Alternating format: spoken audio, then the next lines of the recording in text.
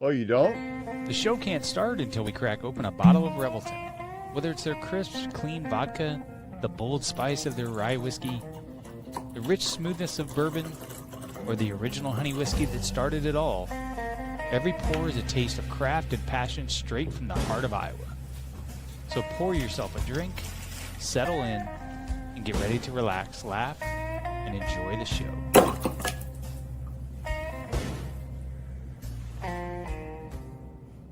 Hey, it's Andrew Downs. I'm proud to support Three Beards Media, and I would love to work with you. If you need merchandise for your company, organization, band, softball team, whatever, I can help. From name brand apparel to promotional items, large orders or small, online stores, and more, I can help your brand stand out. AKC Marketing is local, based in Johnston, and we are an employee-owned business, so our costs are low and our turnaround times are fast. But most importantly, we give you personal service to make sure you get exactly what you're looking for. Email me at andrew@akcmarketing.com or find me on social media, and let's make some cool stuff together. Now sit back and enjoy this Three Beards Media podcast.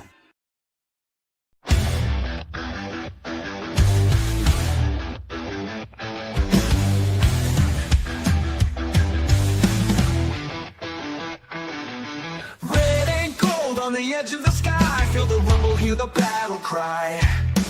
Out in Ames where the storms ignite, we don't back down, we rise and fight. Jack Trice's his name, yeah, it echoes strong. A story of honor still marches on.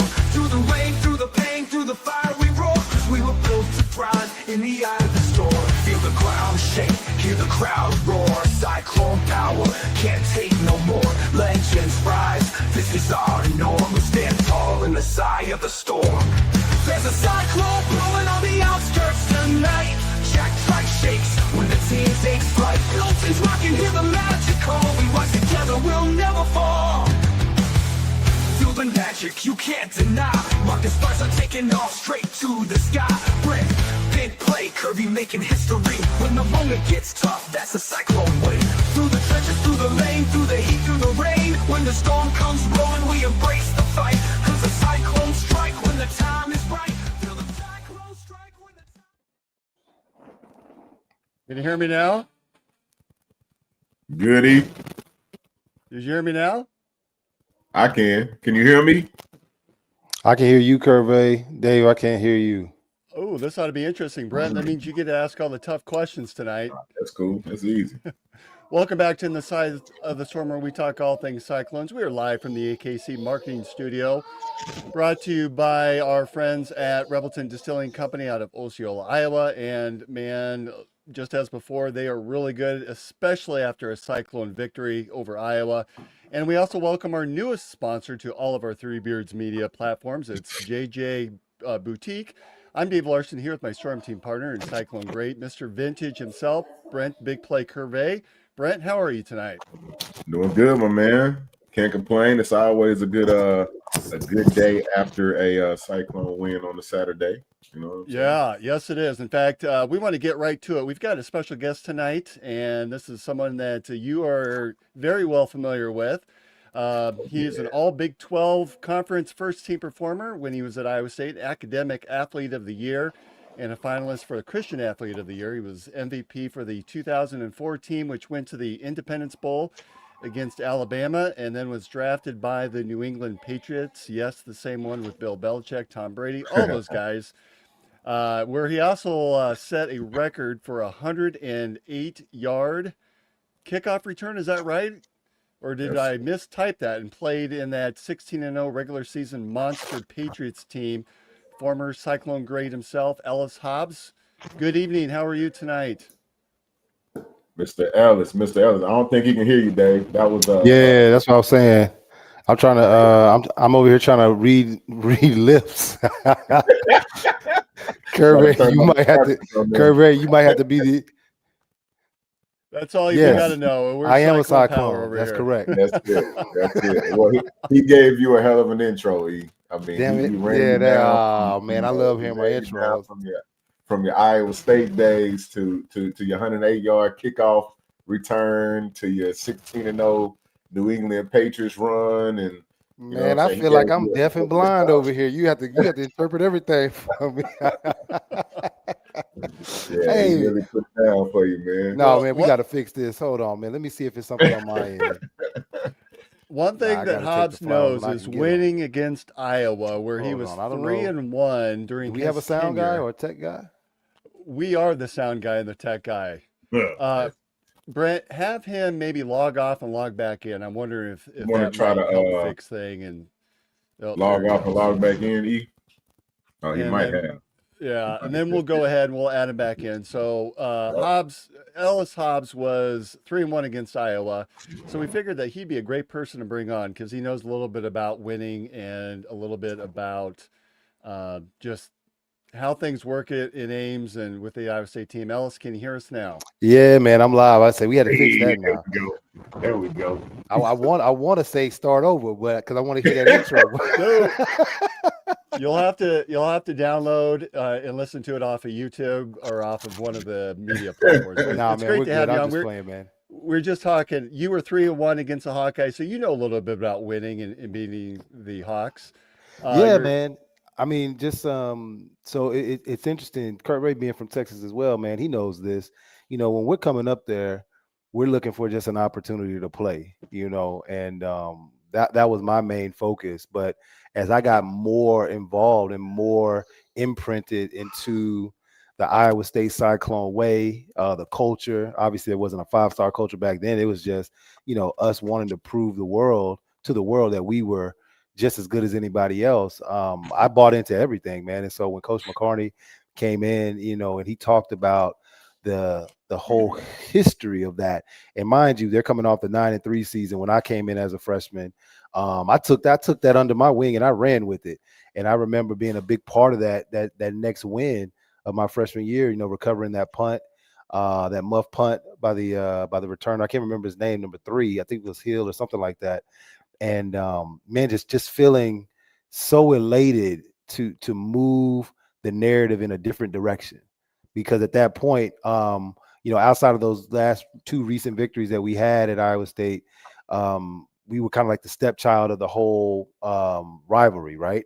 But that's when you started to see the paradigm shift and really, that narrative change from like, okay, Iowa State has something to say about this, and it started to become like a true rivalry of wins and losses back and forth. This is something we talked a little bit about last week, and that Brent Bruns had made reference to this on one of his podcasts, that really the foundation that was laid in the late 90s and early 2000s. Can you draw parallels between some of those teams and what you were trying to accomplish with where the program is today and the successes that we've seen as fans? Yeah, man. I mean, I would say one of the first parallels that I see of now that was back then, but there was a omission of a catalyst, right? To where you had to truly believe back then. Like we didn't see it, right?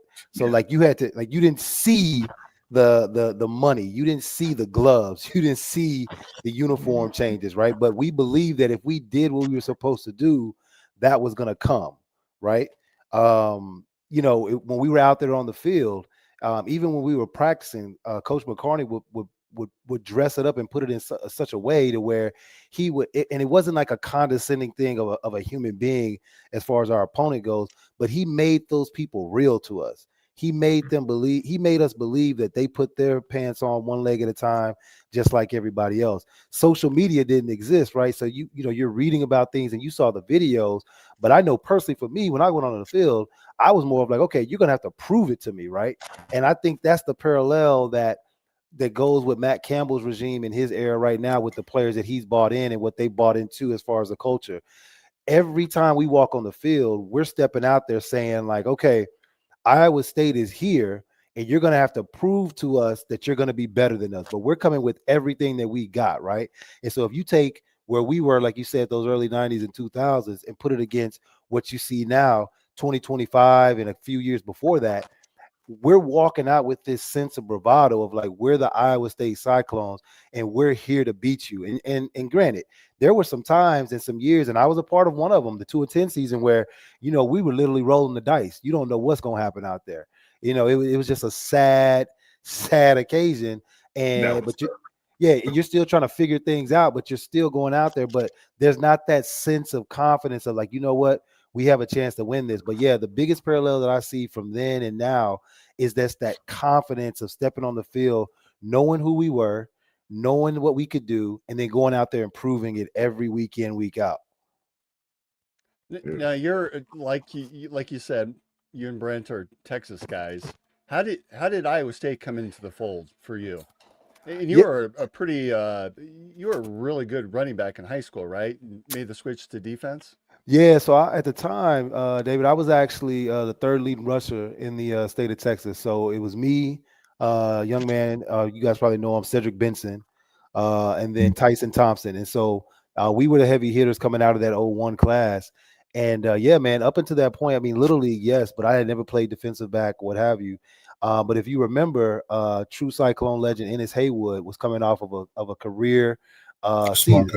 Yeah, coming off a career season. And so that whole situation was manifesting and brewing at the right time for him because, like I said, the 9-3 season, the Insight.com Bowl. So here I come. And so the first thing that I saw was an opportunity to be up there with somebody that I was familiar with. Being from Dallas Carter High School, seeing like, okay, he made that transition. He was able to survive up here because, we're more than football players, right? We're still young men and we're trying to figure our way out in life. And so when you take everything from our surroundings and what we don't know about, that could be very dangerous and it can be very scary. A lot of people can get in trouble. And so that was one thing. But the other thing is that I was recruited very highly by Washington, by Syracuse, by Notre Dame, by Northwestern. I was offered by Texas A&M as well. University of Texas, they were recruiting, but they were more on kind of like an Al Davis program, bigger, faster, stronger. They were the eye test. But yeah, all these schools, right? But the one thing that I never heard from any of them that came into my house, and each one of them did with their coaches and the head coach and everything, was no one outside of Coach McCarney said the word opportunity.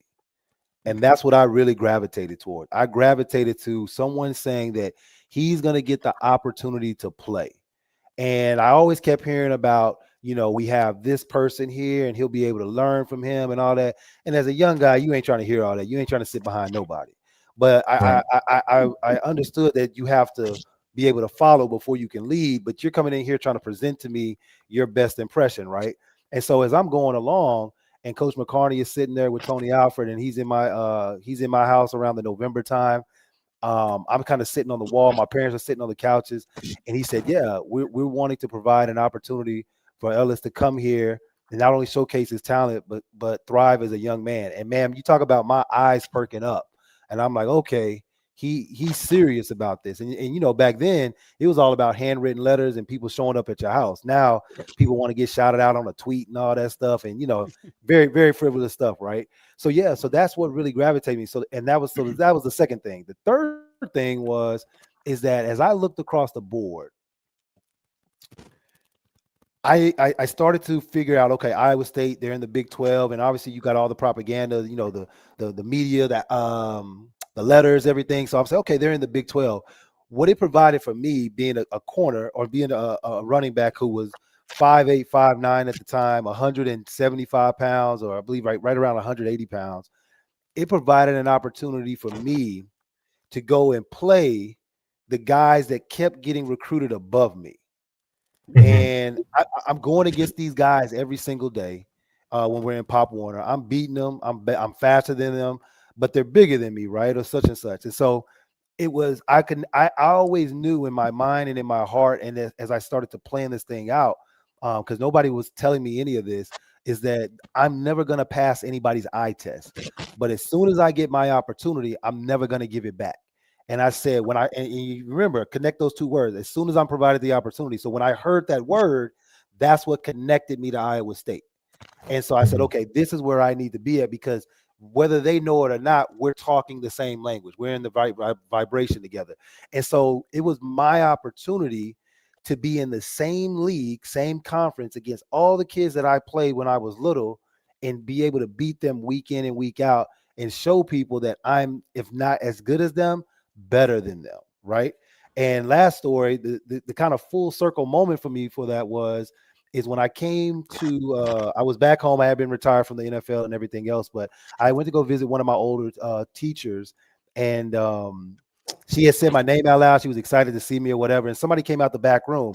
Little did I know that he was one of the coaches on the University of Texas staff at the time. And he says, "Hey, man, I have to apologize to you. You're Ellis Hobbs, right?" And I said, "Yes, sir."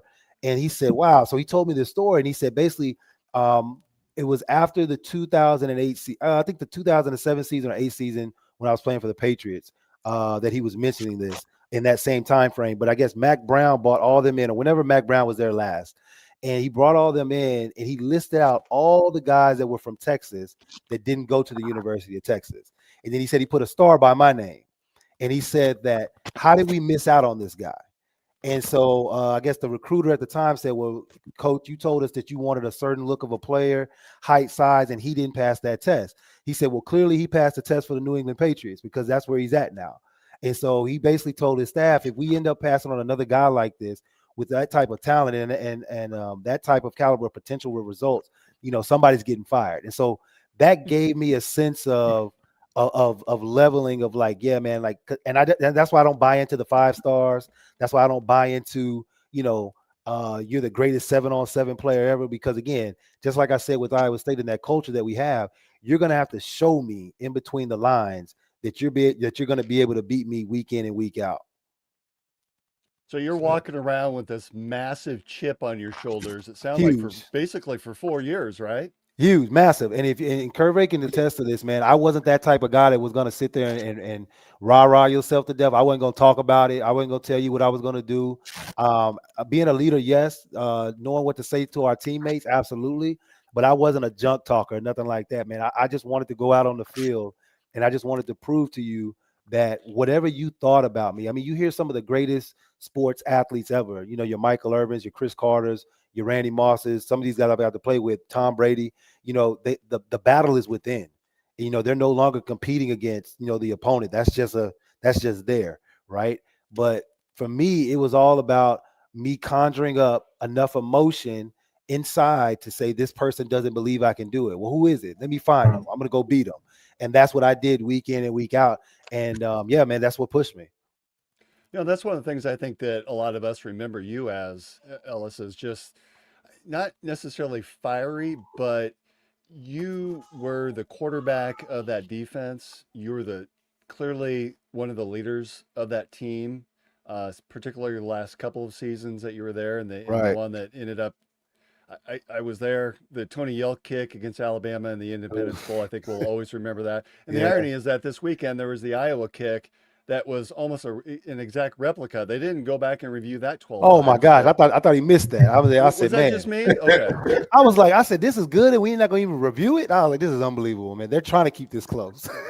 Yeah. But I guess I did not know that you had the large chip on your shoulder that you did. I mean, but really that seems like that was the fuel for a lot of your fire that helped to develop the player that you became, that ended up being an outstanding player, not only with the Cyclones, but in the NFL. Yeah, I mean, for me, so you talk about that chip, but it was, and from my community and from where I was from, by no means was I in a impoverished situation, right?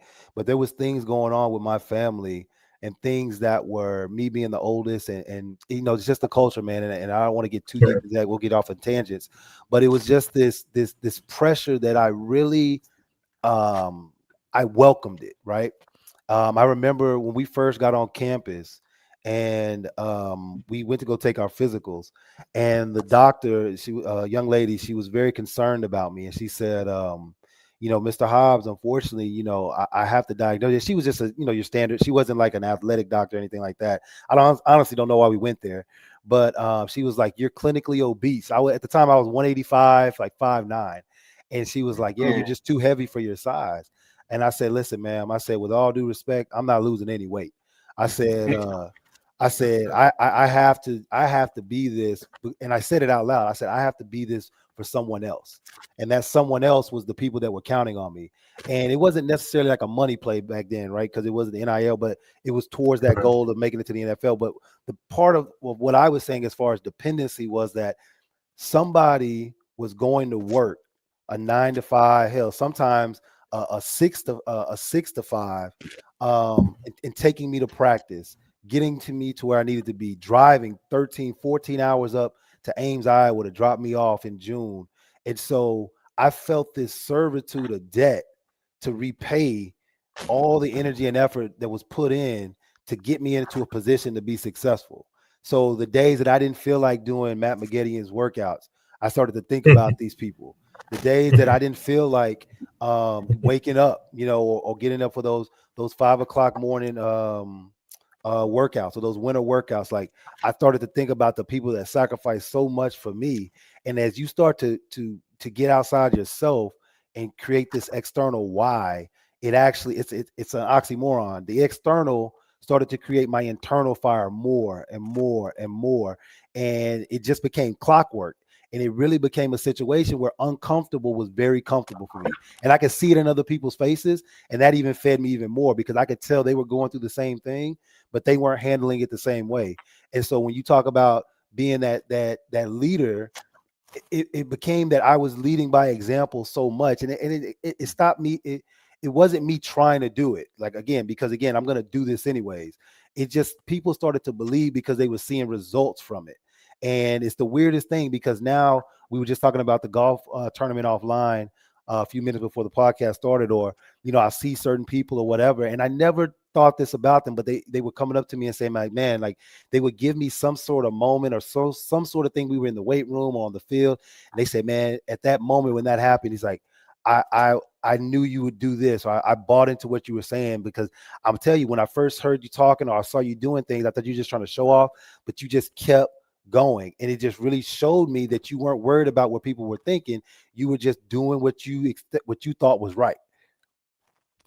At what point did you then, how did the conversation take place? Because you were recruited, I assume you were recruited as a running back, right? Right. At what point did the discussion change to convert you to the defensive side of the ball? Well, out of respect for some people, man, I'm gonna try to leave some of this out of this, and like maybe we could talk about this offline. But yeah, so through the course of my freshman year, I'm putting up some very good numbers, at running back, and I think probably about midway through, I'm like my hamstring starts pulling or something, man. Like I'm just overtired because I'm exhausted and everything out there. And obviously, when you're transitioning from one level of football to the next, that's probably your biggest like battle of attrition, right? Because your body's trying to get comfortable with the next level. And so I was just giving everything. And I remember Justin Ellis, God rest his soul, he came through on an A-gap blitz and I picked it up. And man, you talk about, it had to be the grace of God that kept me from falling back, because I hit him and stoned him, but I was like, man, like it took everything out of me. And so anyways, as we're going through that, again, I'm starting to develop some sense of confidence at the collegiate level, but I'm also starting to gain the respect of some people, right? And I'm thinking, okay, I'm at least going to start to get some action on the field as we going in. So coach brings me in, Coach McCarney, but in the meeting, it's Coach McCarney, Coach Alfred, the running back coach, and then Chris Elliott. Not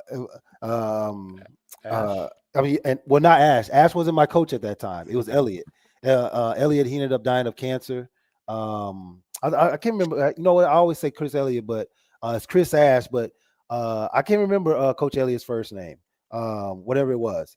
But man, really, really nice guy. I didn't know much of him because again, I wasn't recruited as a defensive back. So they're all sitting in here, and I'm just kind of weirded out because I'm like, why is everybody in here?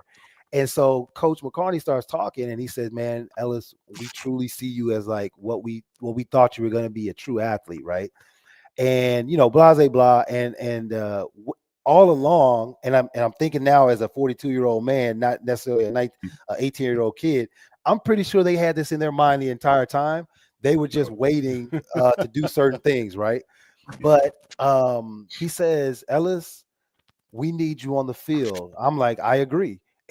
So he says, "No, we need you on the field in other ways as an athlete."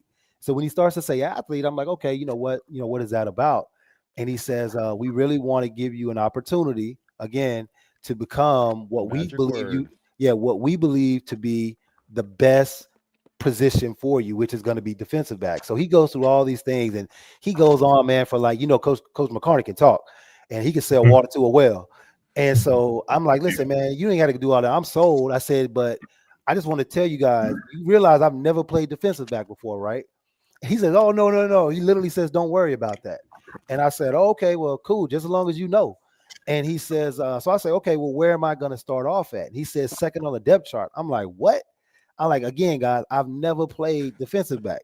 And he says, no, man, you just go out there and just be who you are. Just go play football, right? And then he introduced me to Coach Ash. He talked about, Elliot and all this other stuff. And then I said, okay, on one condition, I still get to touch the football. However you guys figure that out. And so we agreed upon on kickoff returns at first, and then, kind of tried to grow from there and everything. But yeah, that's how it manifested. And so I go back out. Now, mind you, they recruited a DB from my high school at the same time that was already there, but they're putting me second on the depth chart.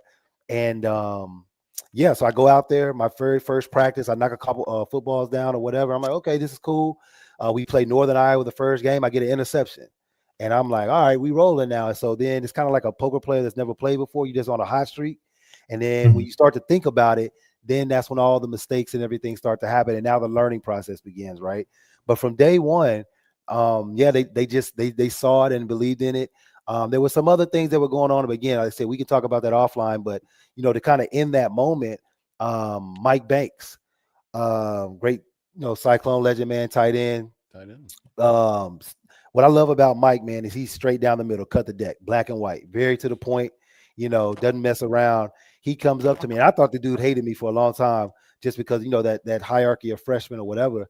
Comes up to me. I'm back at Iowa State in 2018, and he's at practice. I think it was for spring ball or whatever. He comes over to me, he says, Hobbs, I want to talk to you about something. So I don't know what this is about to be about. And he says, I just want you to know that I was actually against you going over and playing defensive back because I thought you had one of the best running back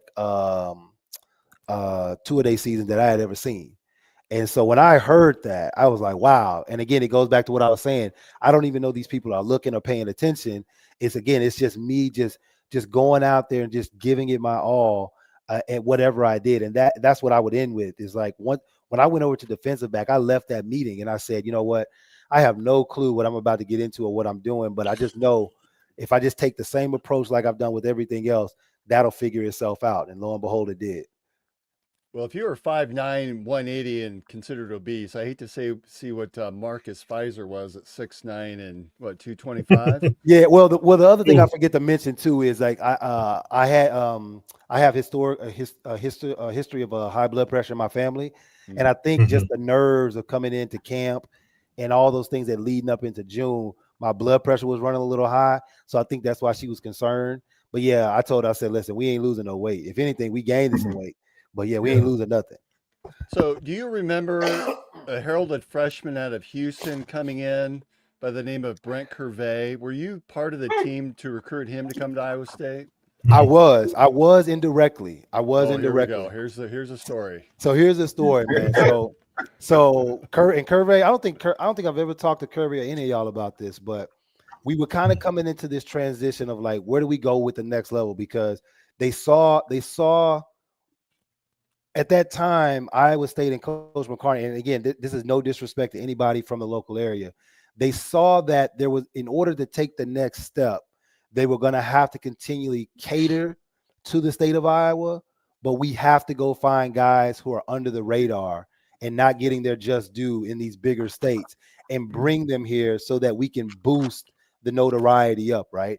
And so I remember coming in and Coach Mack had asked me, he said, Ellis, what do we need to do? I said, man, we have to start entertaining the fact that these guys can play here from other states. And what does that look like? And so I said, listen, we got to bring in some guys who may have a little bit more discipline problems, who may be a little bit more talkative, who may have a chip on their shoulder from the beginning with an ego, but you're going to learn to embrace them because, again, these are the people that I grew up with. These are the people that I played with. And for us, I mean, Texas Tech, Baylor, Texas, TCU, who am I forgetting? A&M. I mean, that's 5 power schools right there in the state of Texas. So as a young kid, you feel as if I can't get on these 5, man, football's over for me, right? But as well as we know, there's so much more opportunity out there. We just got to open up these doors. So I really just went in and just was very honest with them. Like, listen, man, we got to show these guys that we want them, because there's not a lot of me out there that's looking beyond or whatever it is, right? And maybe y'all caught me on a whiff. I don't know. But, people like Curvey, people like Jason Berryman, God rest his soul. So many others, right? Stevie Hicks, coming from Nebraska and all that. And that was a little bit more closer to home. But I mean, we really started to extend and branch out to California, to Texas, and just got really more involved in that. So I remember when Curvey and those boys came in, they were the second wave of Texas. Because before that, it was me, Steve Parrish, Rashad Raspberry. Harold Cluse was in there as well. He was a year before us, or 2 years before us, I can't remember. But you started to see more of an influence of Texas, right? So we coming on campus, man, and like, I don't know how much you guys know about this, but we riding on Vogues, we ride 22s. We coming in with Cutlasses, big Suburbans. We got 15s and subwoofers in the back of the trunk. Yeah. Man, I mean, and like, mind you, ain't nobody paying us no money for this. It's like, we getting how we live, right? We came in with that. And so when you see this type of stuff, it could be a culture shock to the current community, Ames, Iowa. And so I just remember laughing, when them boys came on, man, because they came on with this big chip on their shoulder. Yeah, we the big dogs now in Texas or whatever. Well, Ellis, had you seen snow before you came to Iowa? So Texas actually has snow. Texas has snow. Okay. Yeah, Texas had gotten snow, but it turns into ice. Turns into ice very quickly. Yeah. I had never touched sub-zero temperatures. That was the issue for me. I remember when I was on campus and it was May and it was snowing, and I said, yeah, it's time to go. I said it's time to get up out of here, because I was tired of the snow. But I remember being packed in, and I tried to open the front door over there on Steinbeck, off Lincoln Way, and I couldn't open the door. And I said, man, we trapped. I said, we ain't got no food. We ain't got no food. I'm supposed to go to work. I worked at the Hy-Vee. I said, man, like we gonna die in here. And so, man, your mind goes all kind of places, whatever. But yeah, us as Texas boys, we knew what cold was, but that was a whole different type of cold. Whole different type of cold. Yeah. That's what I said too. Man, I wasn't going to class. I was like, wait a minute. It gets negative what? Listen, no, I wish they would have had COVID or online classes. I would have never went to class, because it was just so cold, man. And like I don't know about y'all, but I never came up out my sweats in the wintertime.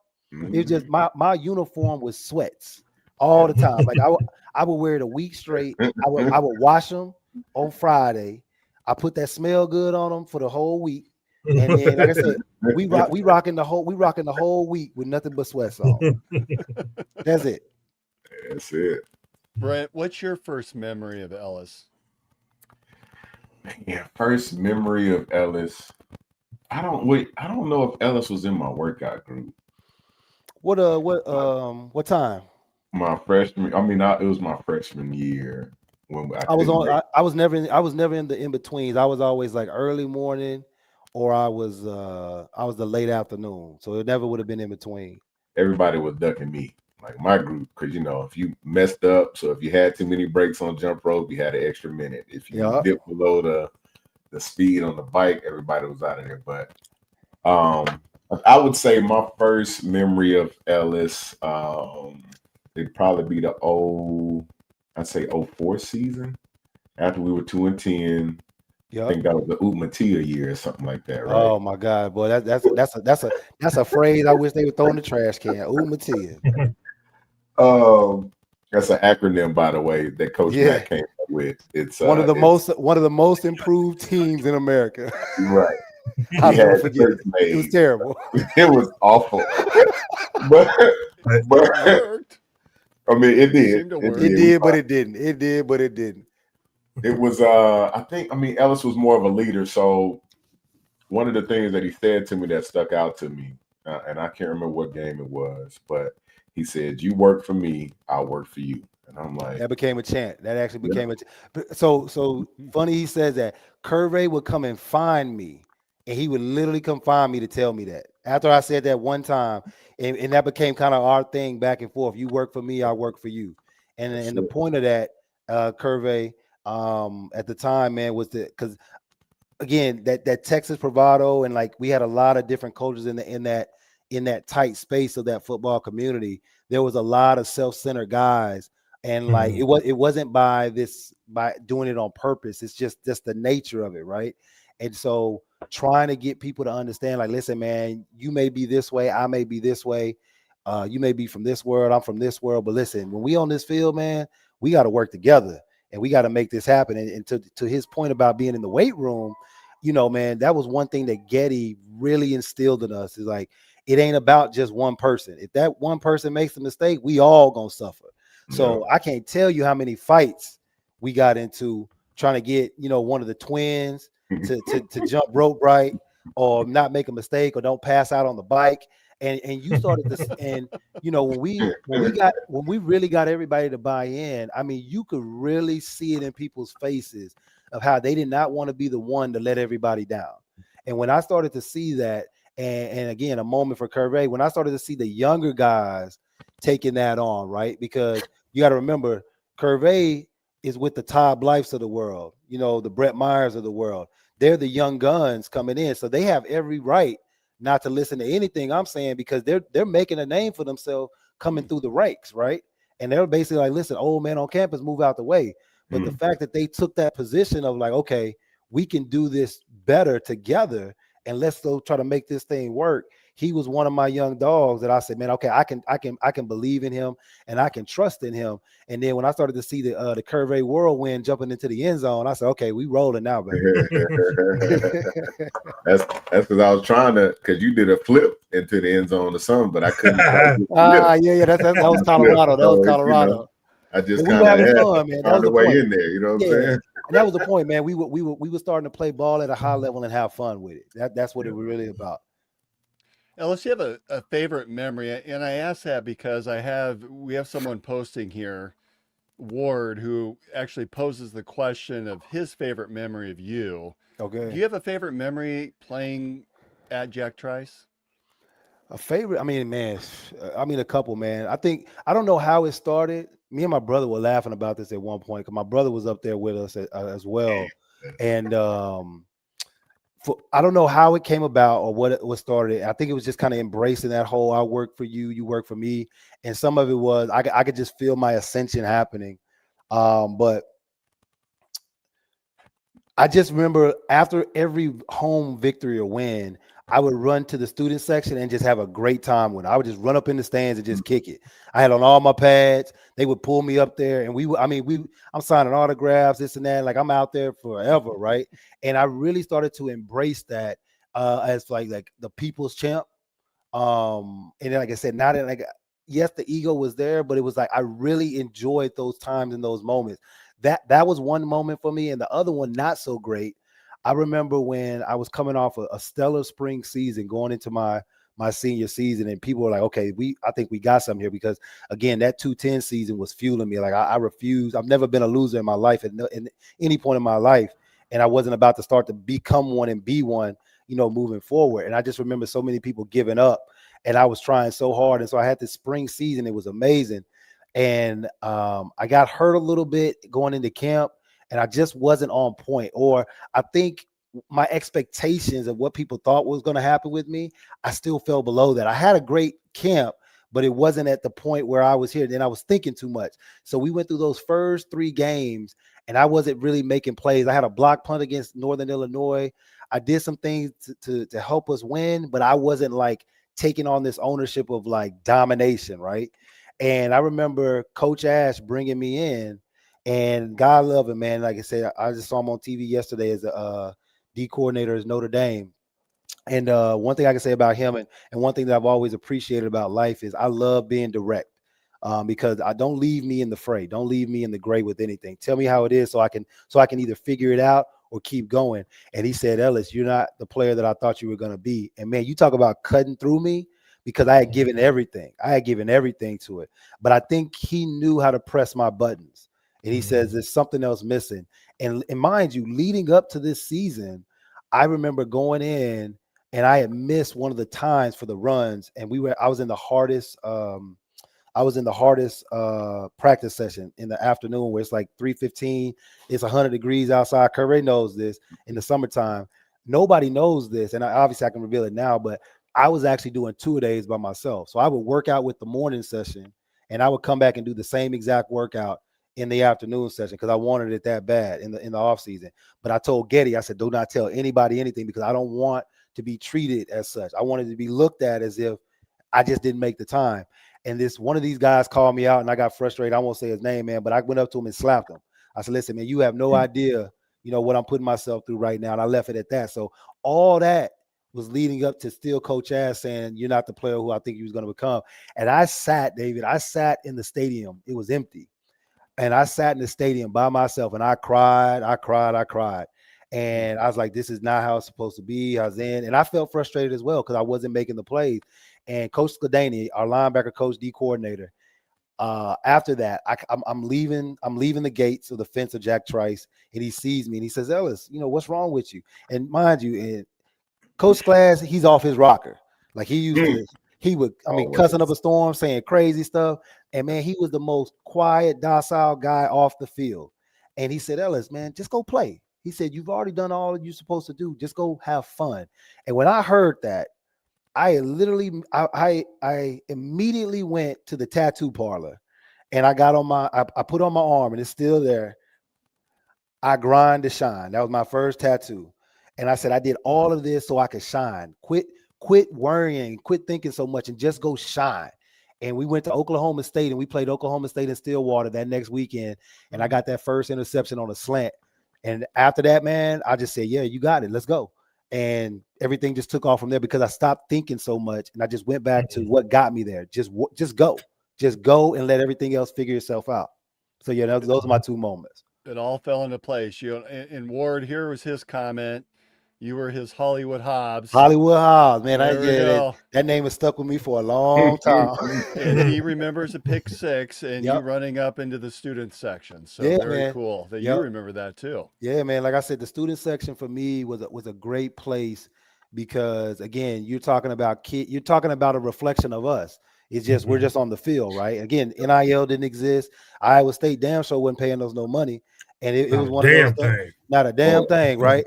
And I'm trying to figure it out. I'm like, I'm over here telling my sound like you had a sweet gig at Hy-Vee. Yeah, 4 hours. NCAA wouldn't even let you do a full 8.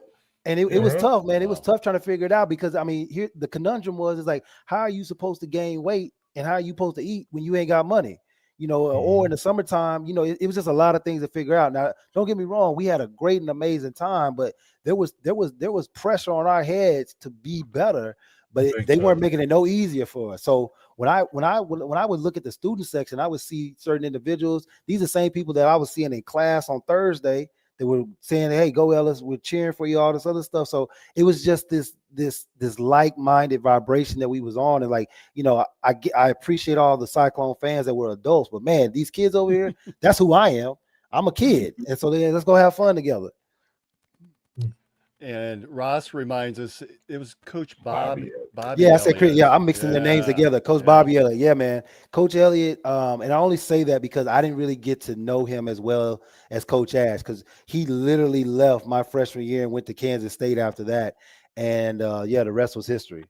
Yeah, we all thought Coach Elliott was maybe the head coach in waiting if something were to happen to Coach Mack. I mean, he really was a bright. I think he was looked at as even the replacement for Hayden Fry at Iowa. Yep. Didn't get that job. Of course, Coach Ferentz got it, and the rest is history. Yeah, and that's when I started to learn too. I mean, you have all these things going on. I started to learn about the business because, like I said, as Coach Elliott is talking to me and he's telling me all these great things that he saw on tape, and I'm like, man, how can you see all this? And I'm playing running back.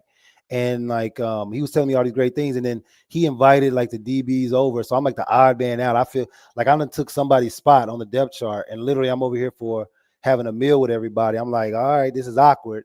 But like he made me feel at home.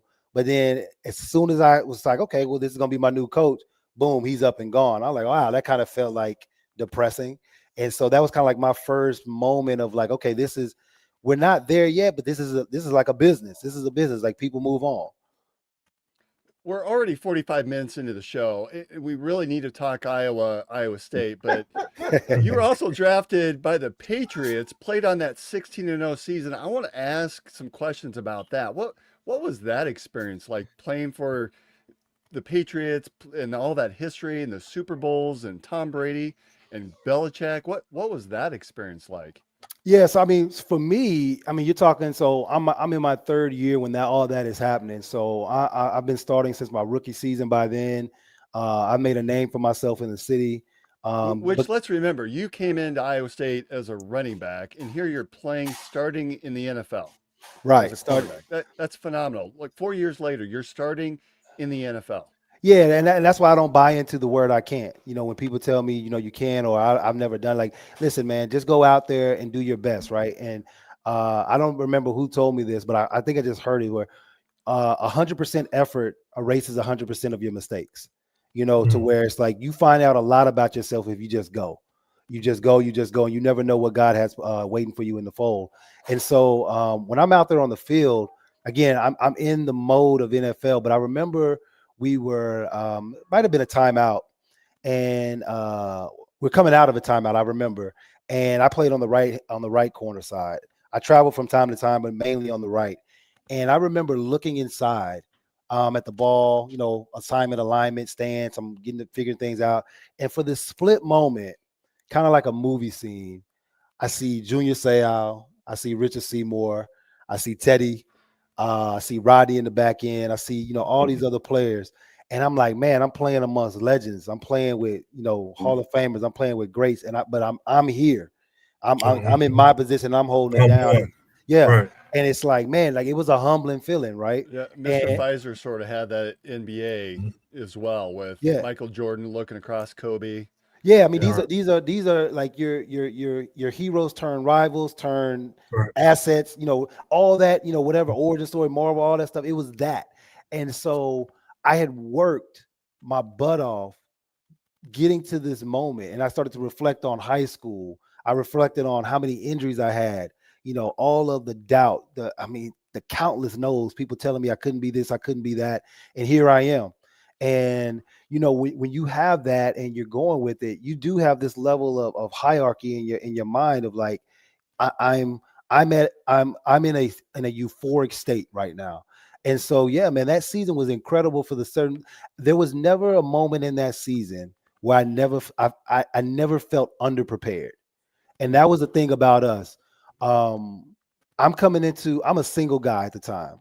I'm engaged, but I'm not married yet. But still, I had like a single mindset. So I'm like, I live in my own place. I come to and fro. And I remember I typically got into work around 5:00.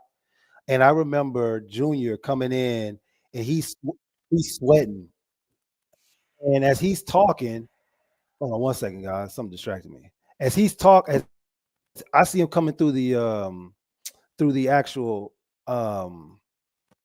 hallway, and there was this long hallway, and he says, and his favorite catchphrase was "buddy, buddy." He said, "Buddy, buddy, you just getting in?"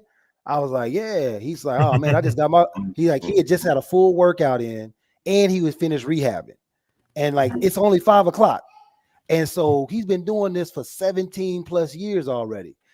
We were out, and I told him, I said, "Hey man, I said, I know you're my teammate, June, but I was wearing your shoes in 3rd grade."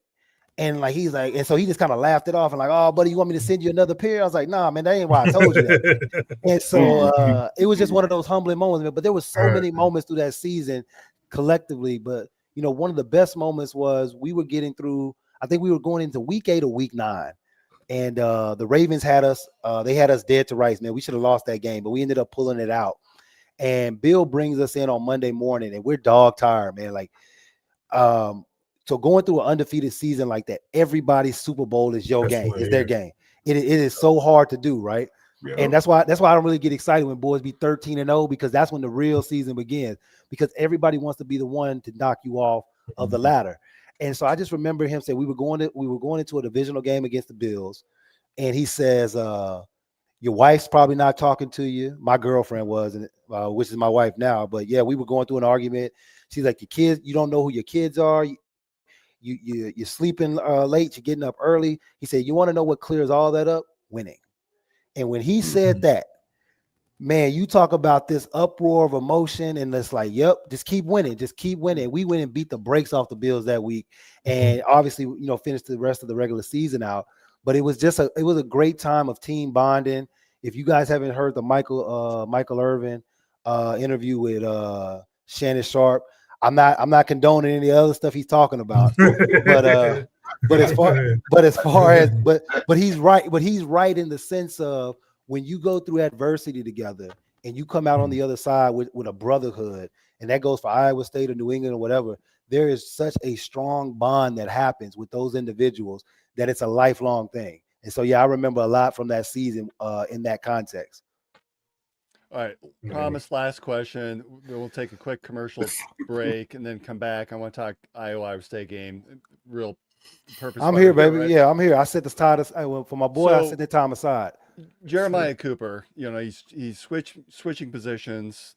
He was a all Big 12 safety, moving to cornerback now. Had an interception against the Hawkeyes. Nice read on the out route. Yeah, what's that transition like to move positions like that when you are playing at such a high caliber level, all Big 12, to move positions right before your season, senior season? What's that like for him? Well, before it's tough, it's a testament, right? It's a testament to the athleticism of some of these young men, because it's very difficult. Again, it's no different than a job, right? It's like now they're actually getting paid for it at this level. But I try to compare it to, just imagine you doing something for some odd years and somebody says, hey, we're going from this role to now you're this role in the company. There's a level of emotion that happens. There's a level of, well, can I do this? Can I not do this? How am I going to do this? And so all those things I would bet on were entangled within his transition of emotions, right? Well, he either does it, or I'm assuming he doesn't play or play at a different level of position. I mean, because he can always say no. But the thing for me was what I love about what he's done and what he's doing now. And you talk about the difficulty of it it's exactly that, because you're in a different mind frame from being on the hot seat. I call being on the corner like the hot seat, kind of like in baseball when you're on the hot corner, third base.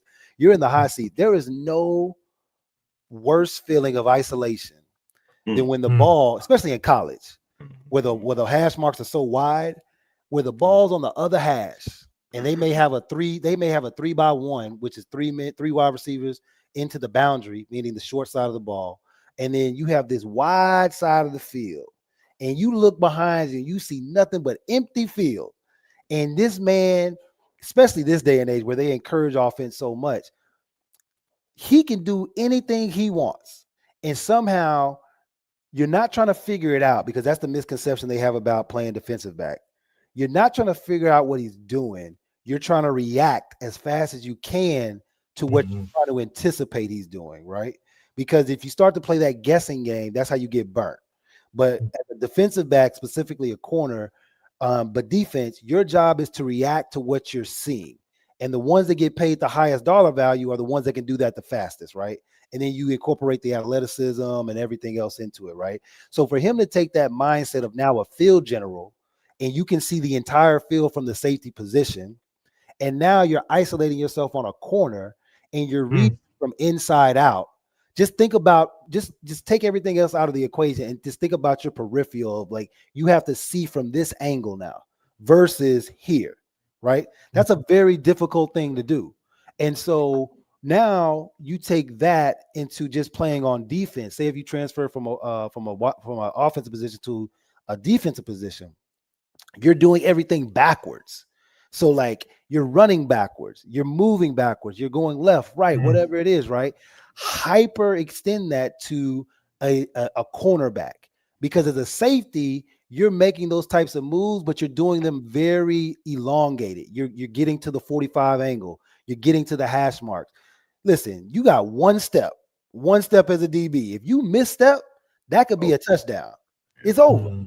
And so for him to make that transition as well as he did within a less than a year time span, I don't know when it actually happened. I mean, it's a true testament to, one, his willingness, and then two, his athleticism, and then just overall mindset. So yeah, man, I'm really happy for the young man. That's the type of guy you want to play with, right? One Absolutely. that gives it up for the team. Yeah, gives it up for the team, man. And we live in such a I'm glad that we're talking about stuff like this, because these are the things you don't really hear about, when it comes to like sacrifice, because we always, and again, it's a business now, but we always talk about these young athletes or young student athletes making these selfish decisions or playing for themselves. But what about the ones who are making that sacrifice to transition to make room for that next athleticism, right? Or to do something that the team really needs, and it's in their best interest. And I would dare to say that when he got converted over, maybe he didn't think that was in his best interest at the beginning, right? But he did it anyway, and he made the best of it. And now, lo and behold, he makes one of the biggest interceptions on a grand stage that's going to put him in a position to potentially, hopefully, feed his family with bigger and better, right? And so that's what it's all about. Not knowing everything, we're just going. Conversation we had 2 weeks ago with Stevie Johnson, right? Marcus, you guys were talking about the ability for others on your 2000 team to be able to score, and it sort of dawned on, hey, we got to get Stevie the ball more often. And Stevie came in as a prolific scorer, had to take a step back, was not able to shoot the rock as much as he wanted to. You guys realized that he needed the ball a little bit more in order for your team to be successful. Yeah, it makes it a whole lot easier for everyone when you think about everything in totality of what's best for the team. You can't think about yourself. You got to think about what's best for the team. I mean, I guess you would say I played, center, but I was recruited to play power forward. And, Paul Shirley and Martine Ransom got injured. And so that moved me to the 5 and Stevie to the 4. And so that dynamic of players together made it a whole lot better for whatever reason. But it was a big challenge. I'm guarding 7-footers, I'm 6'8.5", 6'9".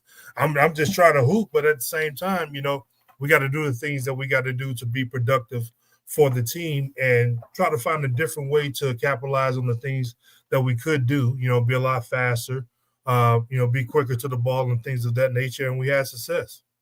Well, and apparently you had high BMI too. So. Hey, Brent here. We have a question from Ward. He wants to ask what it was like to be a big dog such as yourself and have the ball with nothing but open green space in front of you. Oh, what a feeling. Oh, what a feeling. Man.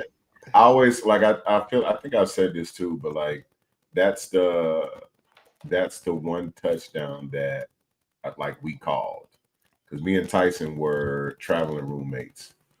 And I think we were Tyson Smith. And that blitz we had just put in, I forget the name of it. It was our buff package. Buff. Yeah, it was our buff package. It was 3 linemen, and then we would kind of switch up the alignments or whatever.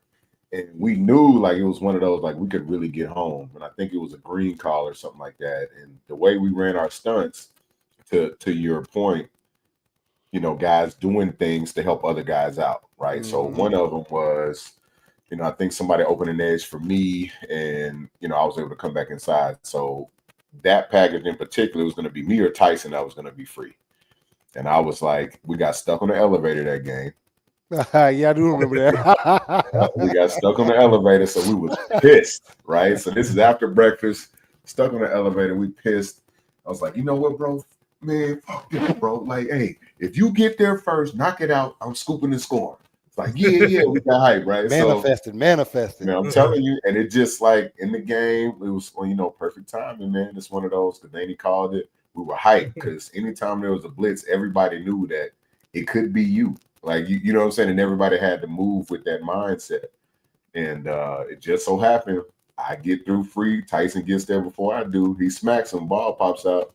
And I'm like, oh, shit, I'm running. All I can think of is our family's in the stands. I was like, oh, yeah, we ain't getting shot. We straight. The quarterback's down, we good. So I knew at that point, I said, Ellis, watching the big screen. Right. Yeah, that's it. Gotta keep your eyes up, man. And the Texas Twister was born. Man, I'm trying to tell you, man. So I was like, man, all right, I'm gonna try to get this flip in, because I saw Ellis do it, and it didn't work. So it just ended up being a whale roll into the end. I would say that junk. So, that junk listen, that junk looks so crazy.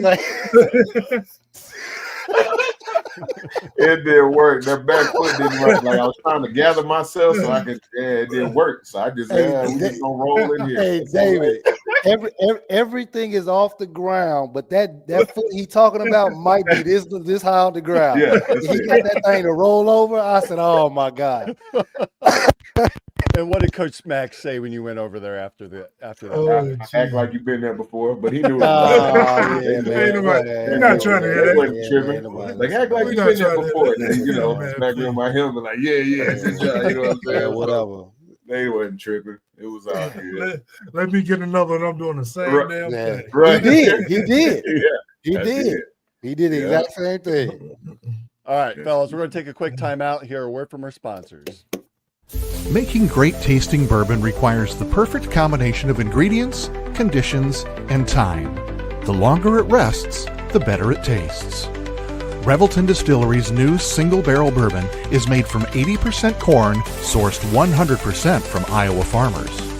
And unlike mass-produced bourbons, each barrel of Revelton's single barrel bourbon is unique, proofed on when it tastes best. As they like to say, it'll be ready when it's ready. And to ensure the highest standards of quality and flavor, owners Rob and Christy Taylor oversee the production and bottling. Every single barrel. Iowa born, Iowa aged, Iowa bottled. Try the new single barrel bourbon from Iowa's own Revelton Distillery. ReveltonDistillery.com.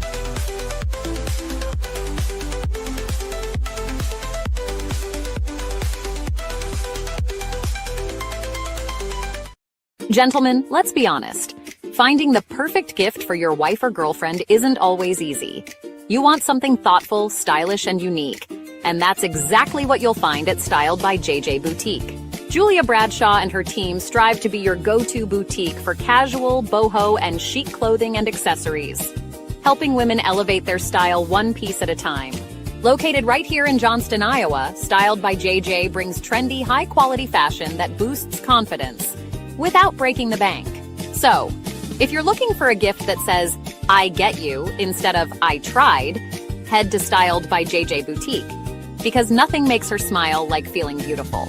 Styled by JJ Boutique, where style meets confidence. Call us today at 515-823-8446.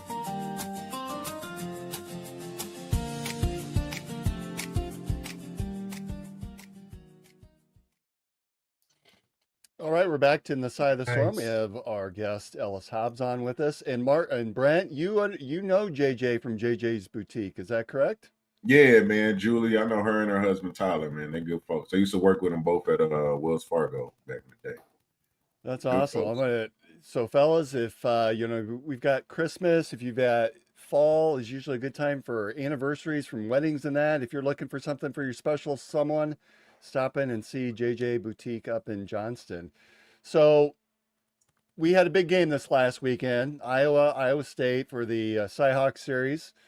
And Iowa State is now winners of the last two, ironically, off the leg of Kyle Conradi, duplicate 54-yard field goals late in the game. Of course, last year was last second. This year, there was about 2 minutes left in the game. It feels like we out Iowa. Like, this is a typical game that is just ground and pound, an ugly game, low-scoring game. Offenses really struggled. Two very good defenses going at it. And Brent, I was sharing with you, I really feel like at the end that Coach Campbell out-coached Kirk Ferentz in terms of the dynamics of the game. You know, we're driving down. We're on the text chain, the infamous text chain, and I texted everybody, "Do you go for it or do you kick the field goal?" And everyone said, "Kick the field goal." Well, the play before that, it was third and long, I think 3rd and 9. And instead of trying to roll out pass option or something like that, he just ran Rocco, safe play up the gut. I think he got 5 or 6 yards, got to that 54-yard marker, and Conradi comes in and nails it. It was dead center down. And just before he kicked, Iowa calls a timeout. Now they're down to 1 timeout. So now we're up by 3. Iowa just has that 1 timeout with a $1:48 left in the game. I really feel like that's what swung the game right there, is that decision on 3rd down to run it up. and the confidence and camaraderie to come out there and nail that kick. What do you guys think? And Marcus, I want to hear from you because you're sitting there in Las Vegas watching all this transpire. What were your thoughts on this game? Well, I called the 49-3. You know, in my heart, we won 49-3. We all did. But I mean, and Marcus, how many tweets and responses did you get to that? Because I think Chris Shipley was posting that all over social media. 49-3, and he said that there were some irate Iowa fans. I didn't pay attention this week. I was just focused on getting to the game. But I mean, we know what this game means to us. I don't ever want to see I like seeing, competitive games. These ones that's close like this. I like for them to be this close as long as we come out with the victory.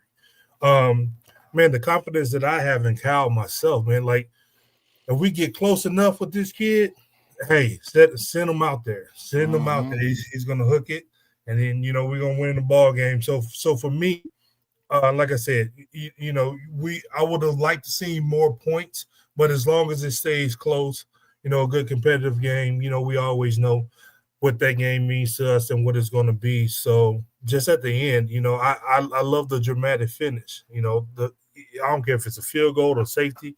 I don't care if it's a half a point. As long we need 1 point more than them to get the ball game, and that's it. So it was a little stressful throughout the game. Would like to see more points and a lot more airing it out, either side or whatever. But as long as we get the win, is all I care about.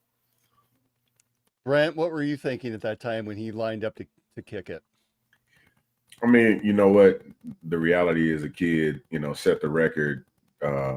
Was the week before, right, with his leg, and when you finally get a little sense of confidence in your kicker, that kind of changes how you think about games. And big time.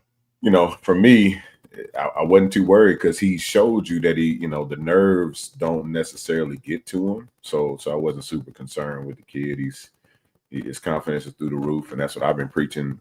This entire year is the team's aura, just in general, man. It's so high. You know what I'm saying? And it starts with Rocco at the helm.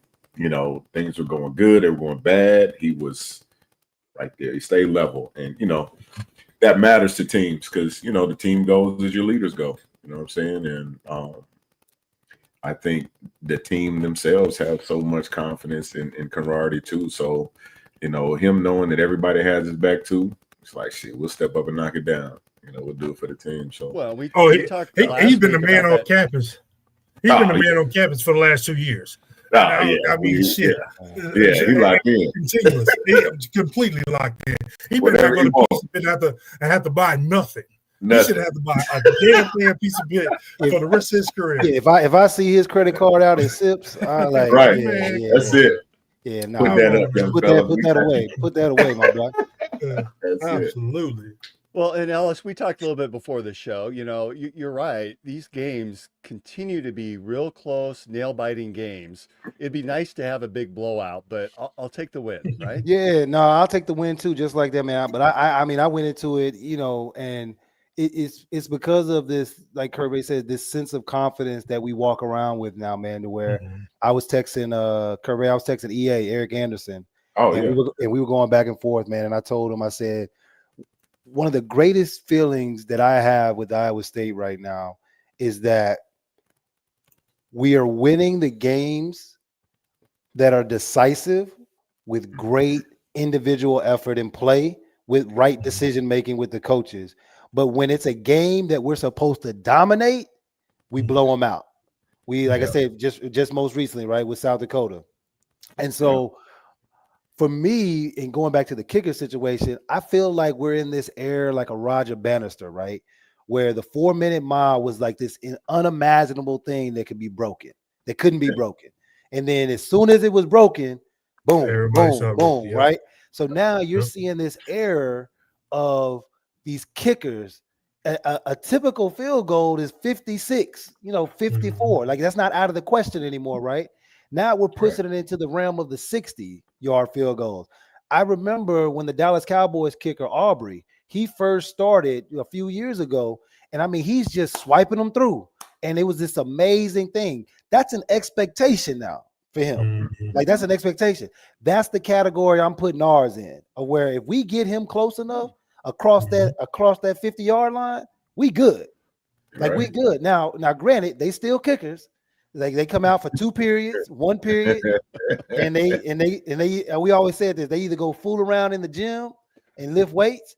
You have two types of kickers. But do you care if they make, as long as they make it, right? Listen, and that's the thing. Listen, if you want to go play buff and tough in the weight room, go do it. But when you come out here, you better be ready to kick that field goal. I have that sense of confidence from ours because of what, like you said, like my man Father said, from everything that he's shown us. Why wouldn't I believe in that? Yeah. And even if he doesn't, it's like, man, listen, you've done this, my man. Go do your thing. Go do your thing. Well, and I think we talked a little bit last week. That 63-yarder, that the confidence to be able to go out there and say, Campbell even said, F it, let's kick it, right? Yep. He goes out and nails that. You got to think that sets the tone for the rest of the season, and the confidence, and for him to line up and do it again. Yeah, well, not only does it set the tone for the rest of the season, man, but like everything that we're seeing manifested has been set from what Campbell has been talking about in the offseason, the way they've been approaching this thing, right? Being up there, like I said, in June and talking to them individually, but hearing them speak to the team, how these guys are interacting with each other, all that matters, man. It really does matter. And so when you get into these pressure situations, you're just seeing a revelation or a reflection of what's already within these guys. And so when you're playing a team like Iowa, I mean, they've literally bought into that, in that world of Iowa where it is literally bend, don't break. And it is one of those types of games to where they are banking on the fact that you're going to make a mistake before they do. That's going to set the different direction of the game, right? And we just wouldn't allow it. That's what I love. Like, we would not allow that to happen. It didn't happen by chance. It didn't happen by rolling the dice.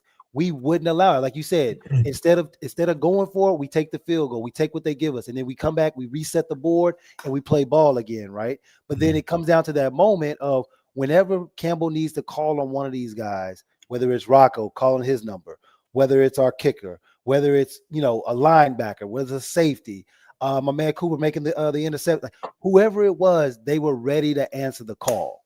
And that's what I like. Everybody is on deck and ready to go.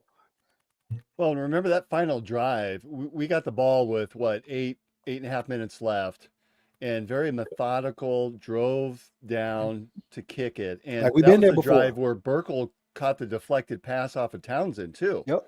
I mean, talk about stepping up and making a play. Yeah, there's certain points of the game where you can't draw it up. There's going to be certain points of the game to where you can only do walkthrough so many times. You can only put the team on Fridays through certain scenarios. But there's times where your natural instincts of preparation are going to have to take over. And I mean, hey, we've all been here through the Iowa State years. How many times have we been on the other side of that coin? Where we're like, man, that all we needed to do was this. All we needed to do, if this would have happened, right? Well, those things are happening now, and it's not by chance. Well, we just referenced the Tony Yell kick, so in your bowl game. But Ellis, when did you first buy stock into Coach Matt Campbell? He's now in his 10th season. At what time did you look at this and go, okay, this is a guy I'm going to get behind because he's leading us in the right direction? I don't want to say from the beginning, obviously, because like I said, I didn't know him like anybody else. But what I really appreciate about him, and again, I don't want to get too much into the weeds with this, but I was kind of on the outs with Iowa State for a couple different reasons of just how I felt like the foundation was being let down. There wasn't a lot of guys that being represented the right way. We were very disconnected. I remember coming back to Iowa State and feeling very isolated where, just certain things, we gave all this, we sacrificed so much and we weren't just treated the right way. And so I just remember him reaching out and wanting to connect and really honing in and listening to me as far as like, what do we need to do to get you back reconnected?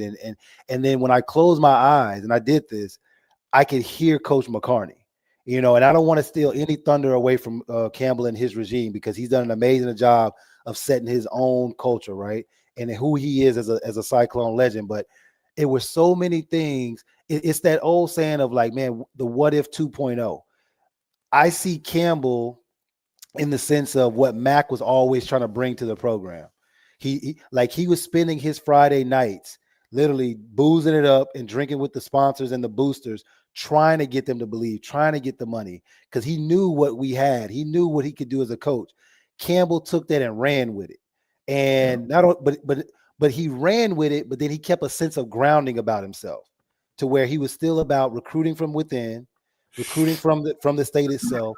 But then when he hit us with that 5-star culture, oh man, I was what do we need to do? Right? Because that's the epitome of what it's about.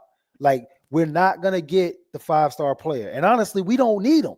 We don't want them there because it disrupts so much.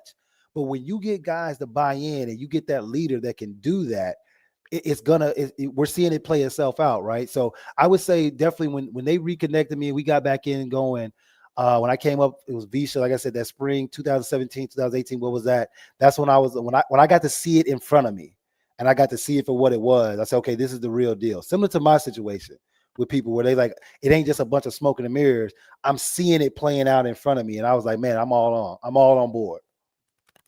Well, in which would you rather have, the 5-star recruit that's coming in or the 5-star culture guy as he's leaving? Ooh, for me, again, I've seen the top of the mountain, right? So I know I know what's across that mountain. Those White Walkers are over there. There's a bunch of 5-stars over there when you get to the league and everything else. But when you're talking about where you come in at, I just think because it's so, especially now this day and age, it's so tough to wrangle these guys in because of the world telling them who they are and what they potentially can be. I mean, we recruit. I mean, there's so many kids recruited now off of potential. I want to see results. Like, I want to see results, and then there's some potential from the results, right? And so what is that really? How do you define that? I define that more with the 5-star culture. So bringing in a guy that's leaving with the 5-star culture that's been developed through the ranks, I'm going to get way more out of him in life. I'm going to get way more out of him in sports if he's afforded the opportunity versus that 5-star recruit. I'm probably going to have to reverse engineer and tear him down, let his ego get out the way. Now what? We're 2 seasons in and I've wasted, 2 years on you just to get you on the right path. And so for me, and especially me not being one of those types of guys, I can't really assimilate with that. Yeah, man, you can, and by all means, there's no hard feelings and there's no face to that. If you feel like you fit our culture, cool, come one, come all. But let's be clear. If you come in here with that nonsense, we're going to get you out of here. And so, I'm all about that 5-star culture. Can coaches even afford to do that anymore? I mean, in the NIL era, kids will just transfer after one season. Yeah, and that's unfortunate, man. Like, I get it. There's times to where it's like, okay, you have to do what's best for you as a player. And if you feel like there's this position vacancy or if there's this need elsewhere and you feel like it's going to get you to play. And again, I get it. Everybody feels that way, right? But I know just from the experience of there is a lack, and Marcus we all can attest to this. There is a lack of spirit of competition when it comes to the collegiate world of like, oh, my spot, I didn't get what I wanted. I'm going to go where somebody celebrates me and not tolerates me. Instead of, I'm going to compete with this guy, right? Like the most recent I can think of where I saw that play out the best, and it kind of went the other way of leaving anyways, was like a Jalen Hurts, right? Tua comes in and takes his spot. He eats that for a year, has to come back and save them in the championship game, only to still leave and go to Oklahoma.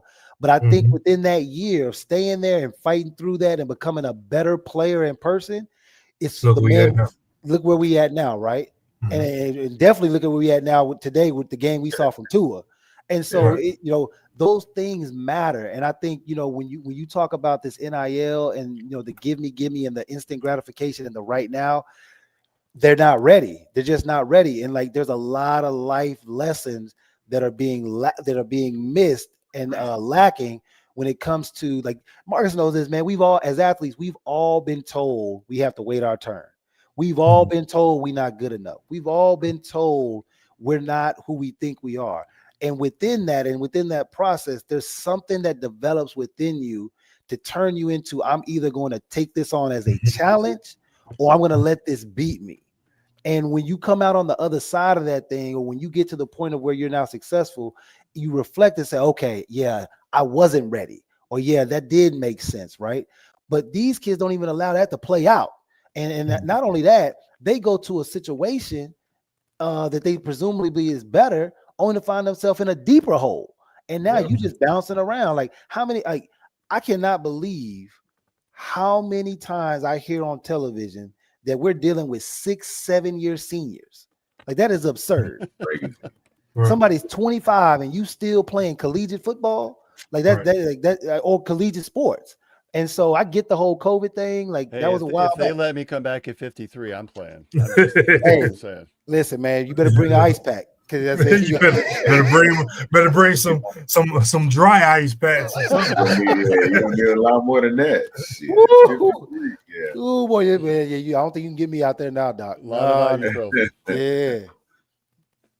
People say all the time, Marcus, you got a year eligibility. I'd be like, man, y'all can hush that, man. Yeah, keep Y'all it. Keep it. Hush that, man.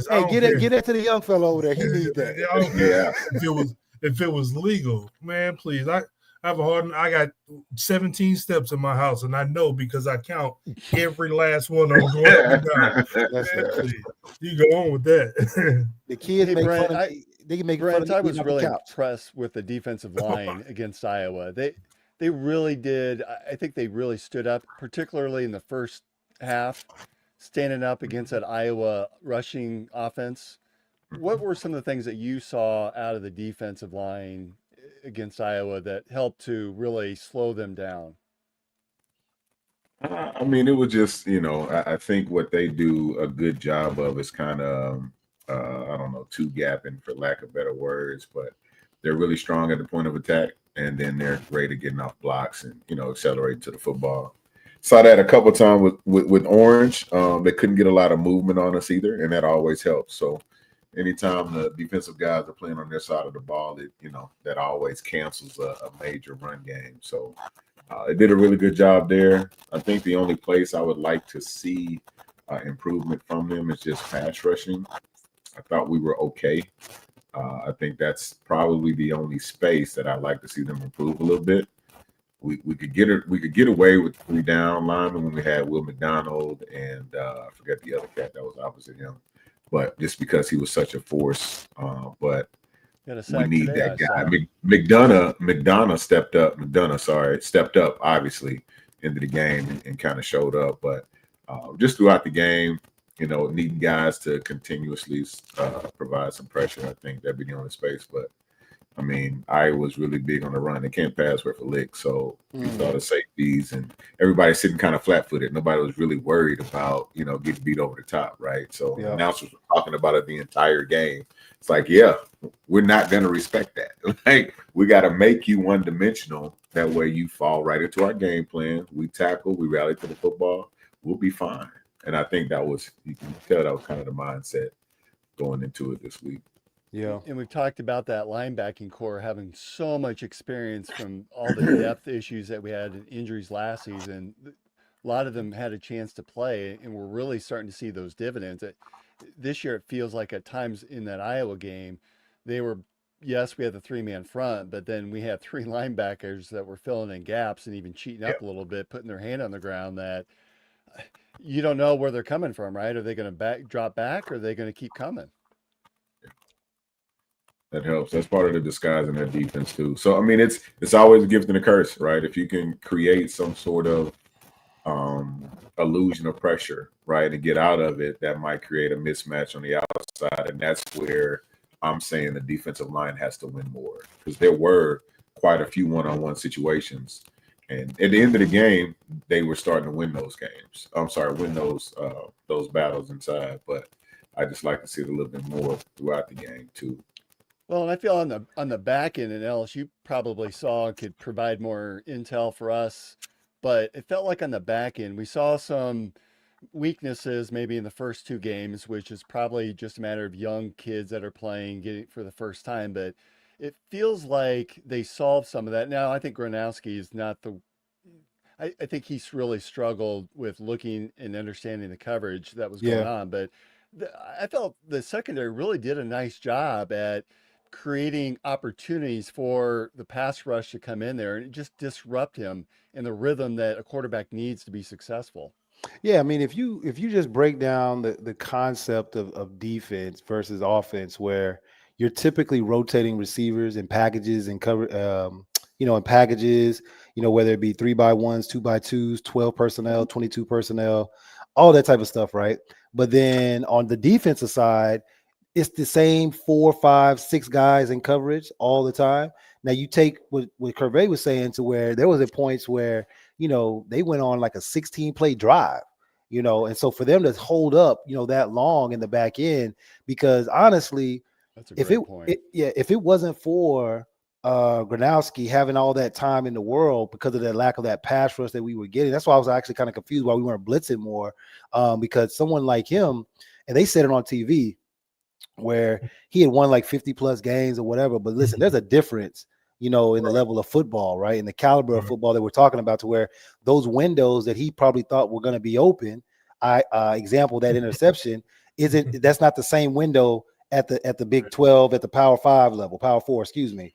And so he's starting to feel that type of pressure. And so on the back end, for us to be able to hold up the way that we did and cover, and like Curvey said, do it with a sense of confidence of like, listen, you guys are going to have to prove to us that you can beat us over the top. And even if they did it, say on like a sluggo route, a slant and go or something like that, I'm coming back and playing the exact same way, because you're not going to be able to put a game plan around that, because you, one, don't have that type of talent, and two, your just concept of the game isn't designed around that. And like they want to wear you down, tear you down, like I said, and let you make a mistake. And then if they hit a reverse or a double pass or whatever, like I've always been told, anytime you see a team start to do something that's out of character, whether it be like a double reverse pass or they're passing the ball more, that's when they're getting scared the most, because they don't believe what they came in with is going to work. And so when you started to see them trying to pass, that's not what they're trying to do. They're not trying to be that type of team. Like, they're going to lean on that defensive heavily. They're going to lean on the punter, and they're going to put you in certain situations to make you make a mistake. So the way those guys held up in the back end, not only from a passing perspective, but then because we're playing Iowa and they're a running team, how they were coming in and filling up on the run game, how they came in crashing down on the edges. That's what because I was that type of player. Like I'm the 11th man on the field, and I need to be contributing on all ends of the field. Like I'm not back here just to be pass defending. That's what makes us athletes. That's what makes us elite. And so for those guys to be buying into that on the back end and making those tackles the way that they were, it was a beautiful thing. Of course, we have a big game now coming up this weekend against Arkansas State. I say big game. I think every game is a big game because it's the next. It's the next game, right? We've got a lot of momentum, opportunity to go 4-0 for the second straight year. There's the potential for a letdown here. What type of advice do you three have for this team and for the coaching staff as they look forward to this Arkansas State, knowing that the following week is a bye week? I think the reality is, as long as they stay locked in and execute, I think execution is going to be a big piece of it. But I know the stuff that used to get me excited, and Ellis, you might feel the same, is when we got to get a rest because we were blowing the team out, and we can get the young guys some burn. You know what I'm saying? So, I don't know if that's some of the messaging, but as an older guy, and we have some guys that have played a lot of football now, and they practice a lot with these guys, and we develop this camaraderie. We want to see this dude get out there and get a chance to ball a little bit. You know what I'm saying? So I think that they don't look past this game just because I don't think that Campbell is he's not gonna allow them to take a step back, in my opinion. I think this is the game where we set the tone early so we can get these young guys some burn in too, so that way we all can go, have a party after this game is over with. Yeah, for me, man, it's about routine. Once you get into the season, I'm very big on routine. What are you doing throughout the week leading up and preparing to the game? And my answer to that question is we don't change anything. The ones are the ones, the twos are the twos, and we practicing as such, right? To Curvey's point, after we get that routine addressed and we're handling it the right way and doing what we're doing, we're still getting these young guys a sense of, listen, if things go the right way, this is your opportunity. This is your opportunity to shine. This is your opportunity to show us why, you belong on the team, and we should be looking to fulfill you into a position coming down the line, or depend on you if someone gets hurt or whatever it is, right? But I think it's very important to remember that the game is there to be played. Like, nobody's laying down. And if anything, they're coming in with a chip on their shoulder because they have eyes, they have ears, they're hearing certain things. They know what type of game we just had against Iowa. Let's be clear. There were some mistakes in that game. And so if they're preparing the right way, they're going out there trying to expose those mistakes. So going back to routine, and like Kirby said, I'm pretty sure Matt Campbell is honing in on those mistakes. Hey, guys, I get it. We had a big win and all these things, but look, it could have been an even better win if we did this, if we did that.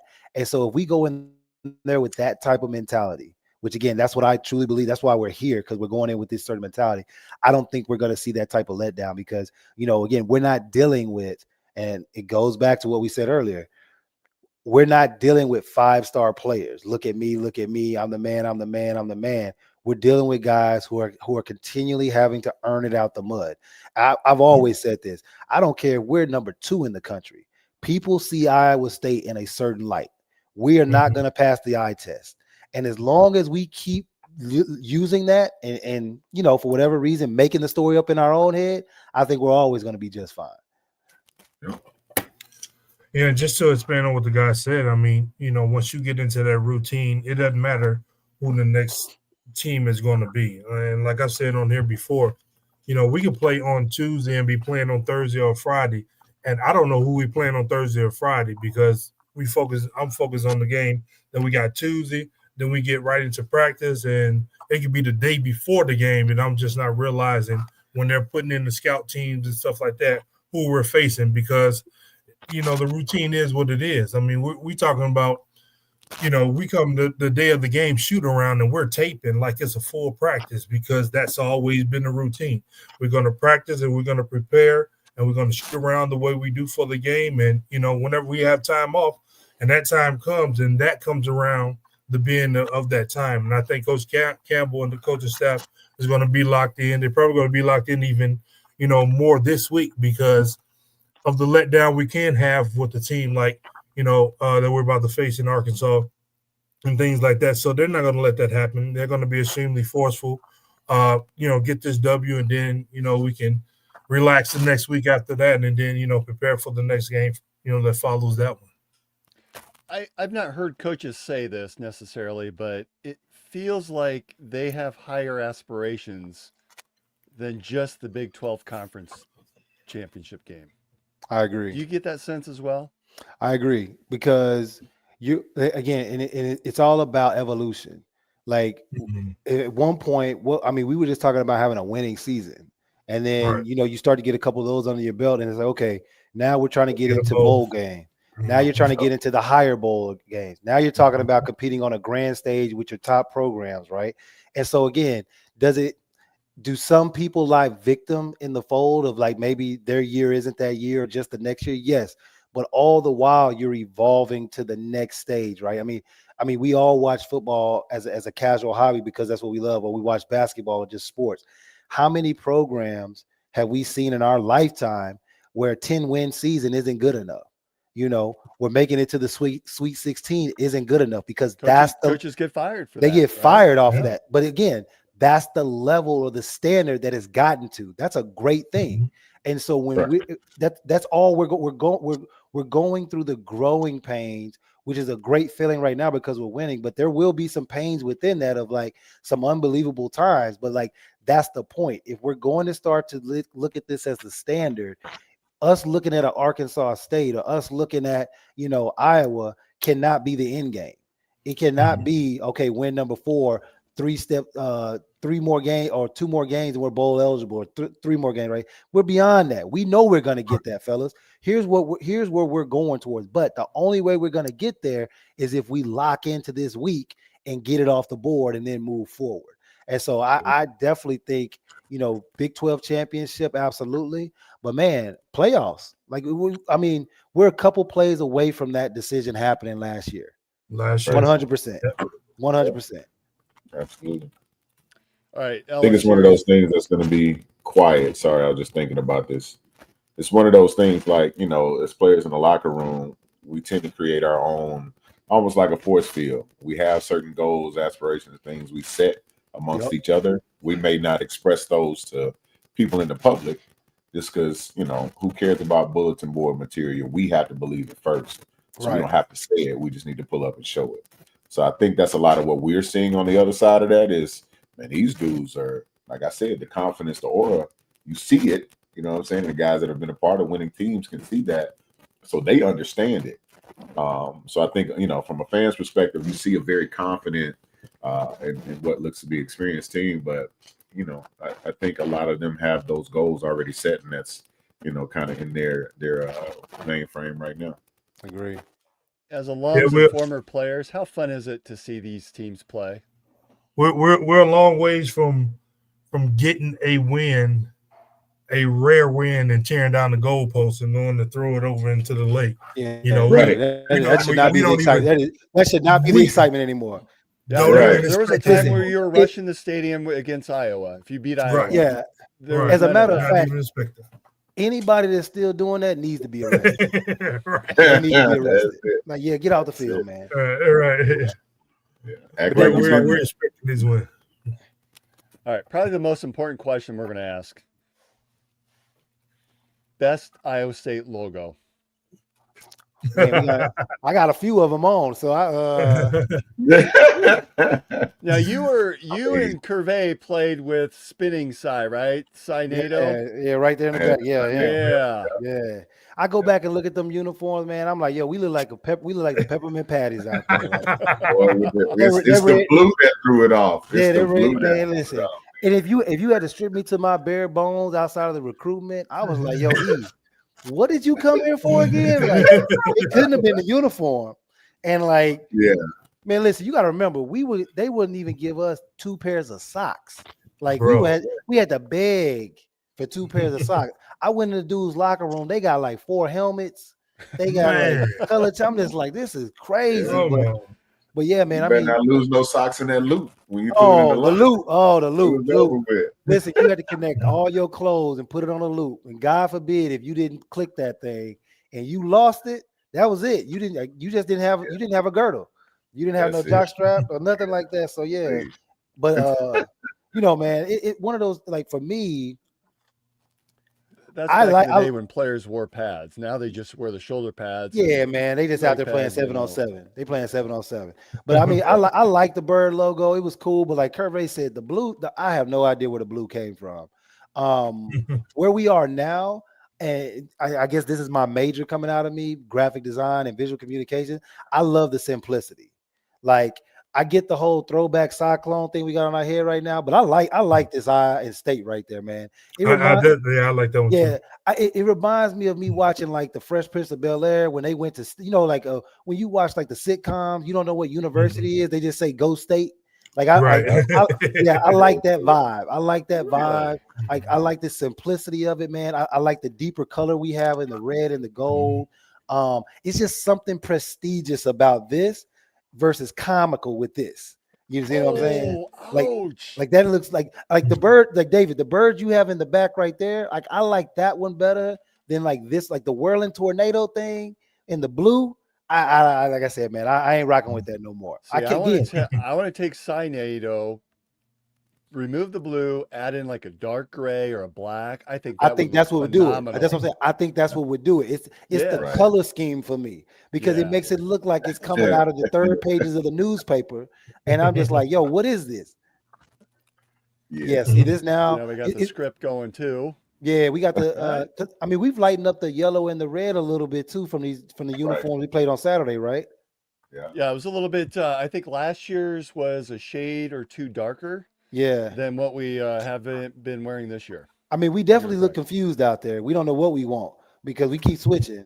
But come on. As long as we stay away from those brown pants. But you would have loved to play in the black, Ellis. Man, listen, again, simplicity, black and white.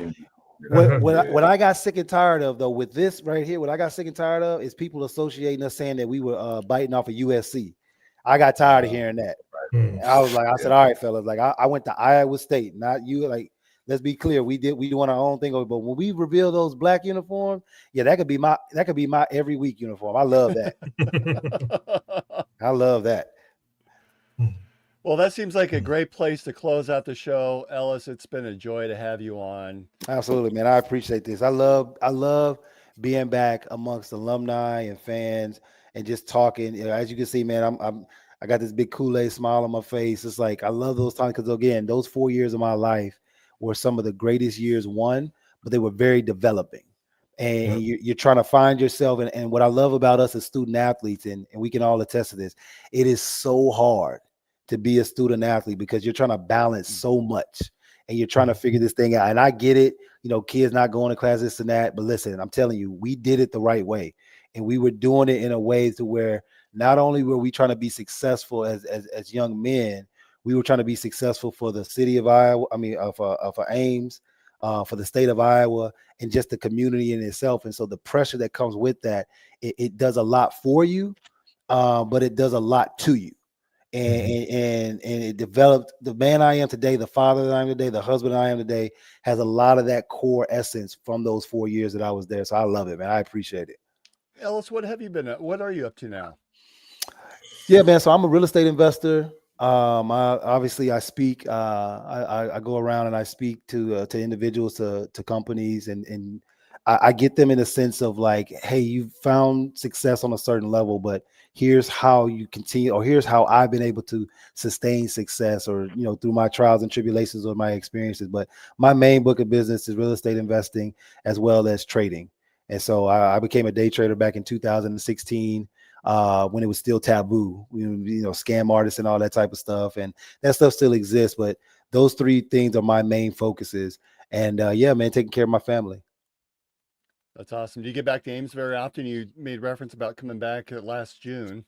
Yeah, I did. So came back in June, and I made a promise to myself and really that part of me to reconnect, because I've tried really, really hard to make sure that my family's taken care of and that they get that part of me through these growing years. But I can't forget that, because like I said, that's why I am who I am today. And so starting from June, I got back for the golf tournament, but then I'm coming back for a game this year.